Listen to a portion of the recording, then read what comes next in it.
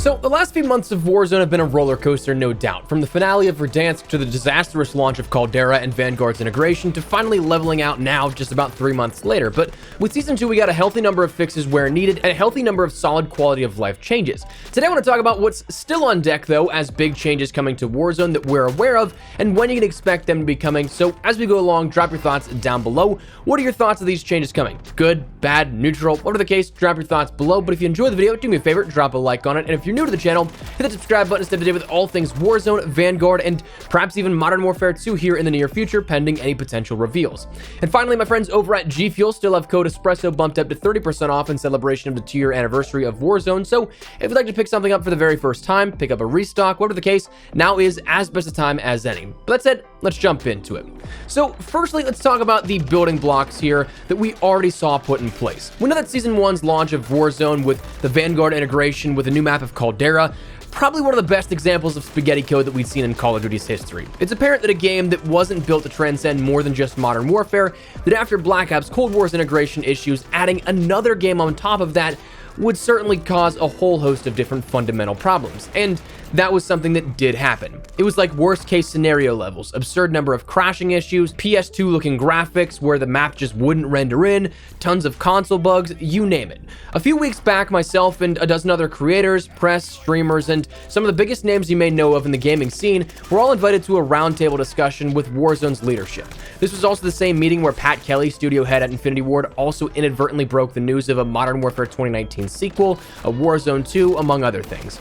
So here they laid out, though, the roadmap of big fixes and coming changes. Now, since then, with Season 2's launch, we saw a hefty number of these already introduced. Honestly, a bulk of these changes implemented, such as traversal improvements for the map, which increased the mantle height and fixed some collision issues. The gas mask animation was adjusted where it won't interrupt a player when they're in ADS now.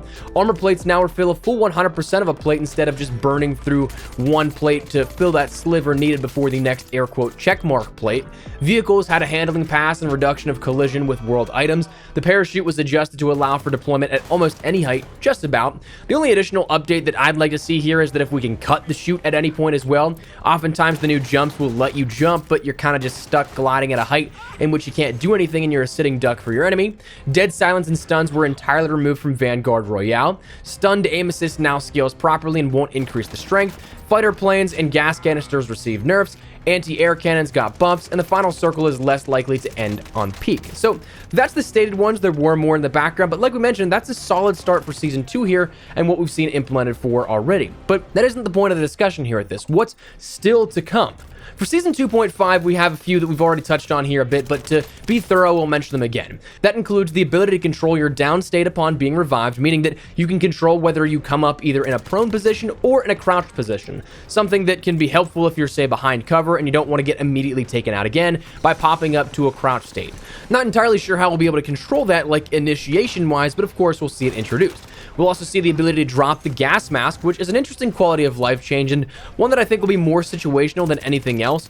Perhaps it'd be something that can be advantageous if you're, say, trying to make the hero play to buy back a player in the gas, where your teammate may have the cash, you have the gas mask, you can drop it for them, but I guess at that same time, they could just drop the cash for you. But regardless, I don't know exactly how it'd work, but you should be able to now drop it from your inventory, like cash, armor, ammo, weapons, you name it.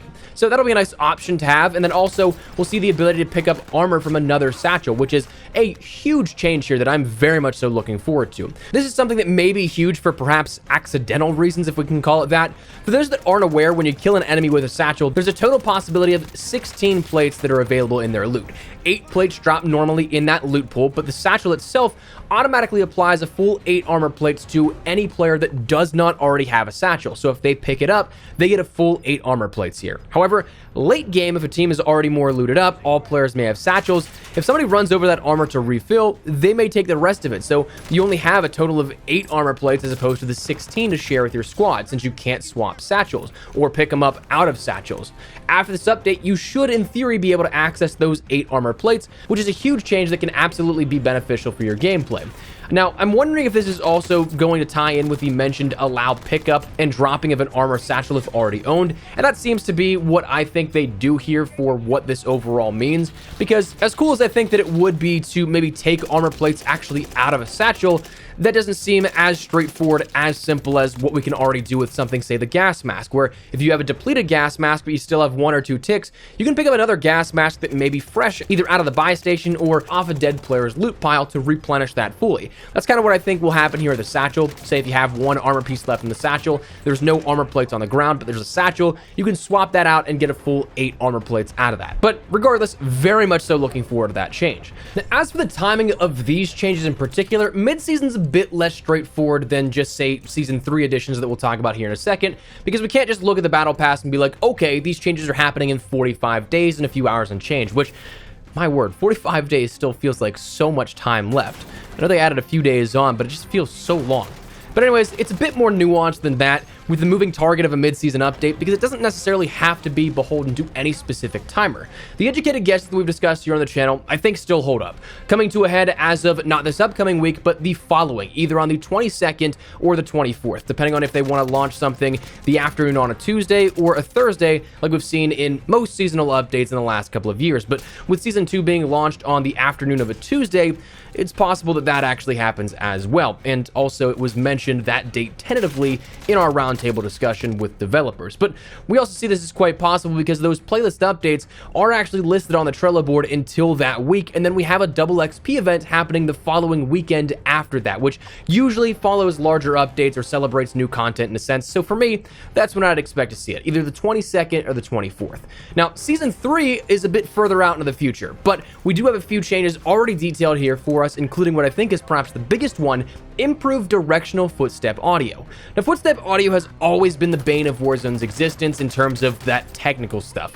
From occlusion issues, meaning that either there's too much or too little dampening through surfaces, geo, like over a small hill. I'm talking like the small little mounds between hangars and police station by Superstore in Verdansk. That area would entirely cut off all footstep audio, even though it's just the smallest of little hills here. But audio's always been a terribly hard thing to perfect, but it seems like we'll have a larger tuning pass here again in Season 3. And while the likelihood of it being perfected is incredibly small, one can hope this fixes the audio issues that we see in Caldera and Rebirth currently. But with this being a pass to directional audio, it should allow those that have proper settings, headsets, or perhaps both, to be able to more accurately define where a threat is coming from. And for that, I'm all for it. That's definitely a big step forward. Additionally, we'll see the ability to attach to an ascender or a zip line anywhere, and this one's details are a little bit more unclear. There's nothing specific given with it, but it seems like this will be able to, say, allow you to attach midair. If you have to bail off a zip line, get back on it, you might be able to do that midway up the zip line. So that's something that I think is a nice change and could be situationally pretty helpful. We'll see additional vehicle issues fixed out as well. No details here given on this one, but I imagine more so again in better handling, perhaps a uniform nature in terms of control, given that Vanguard vehicles control differently than Warzone ones by default. We'll see additional world traversal issues. I'm very much so hoping this actually is in relation to some geo, though. I'd love for places like around Peak to be more accessible. There's so many spots that you can't climb up, zero cover, and you're just kind of a sitting duck here at the base of a hillside, which makes for, of course, less than favorable engagements, but also with how many massive cliffs, hillsides, and all in Caldera, it's not just Peak, but that's where a hefty number of those situations can definitely be seen because there is zero cover whatsoever. So fingers crossed, maybe this pertains to some of the impossible geo and inability to traverse some of those areas. But while those are all listed as confirmed changes coming, I'm also hoping that we see some additional fixes for what's already mentioned to have been fixed but hasn't been. A big one for me is the weapon swapping while looting, that double looting mechanic. I'd also like for there to be a fix for when you drop back in and grab your guns, where if you pick something up, it doesn't actually pick it up and swap to it until you YY, which manually, if you have to do that, that's an additional 2 to 3 seconds on the looting process, which can actually be life or death if you have to land in quick. But as for the timing here for when these Season 3 changes, that again is a bit more defined. Season 3's launch, pending no delays, based off the Battle Pass, should be around 9 a.m. Pacific Time, noon Eastern, 5 p.m. in the UK, if I'm not mistaken, on Wednesday the 27th of April. Might be off by about an hour or so here, because Daylight Savings Time is changing over within the next 24 hours here in the States, but that's something that we end up seeing here as well. So that's the changes that we know of coming with the mid-season update and with Season 3, but as for more bigger fundamental changes, I know the one that's probably going to be in the comments already by the time this video was up, and by the time that maybe you get to this point in the video, FOV, something that fundamental, something that big. I will always champion for the fact that definitely there needs to be FOV slider on console, but I don't see that coming to Warzone as we know it right now. because it's technically limited. The application we have for Modern Warfare 2019 isn't as far along as Black Ops Cold War, isn't as far along in terms of Vanguard, even though it utilizes an upgraded engine of the same Modern Warfare 2019 fundamentals. But that said, we already know this is a topic that we can kind of shift to the Warzone 2 aspect of things, coming as of either later this fall or what I think is more so likely as of this time next year. And that's kind of where I'm at with a lot of these big fundamental changes that we're kind of just now in this waiting period. The overarching, we're waiting for Warzone 2, we're waiting for Modern Warfare 2 type of deal. I kind of feel like for the next couple of months, that's the mindset we're going to be in or start shifting to if you're not already there. Right now, we're just kind of killing time, seeing some nice changes for sure, but I think that the time we see some big fundamental changes is going to be relatively this time next year.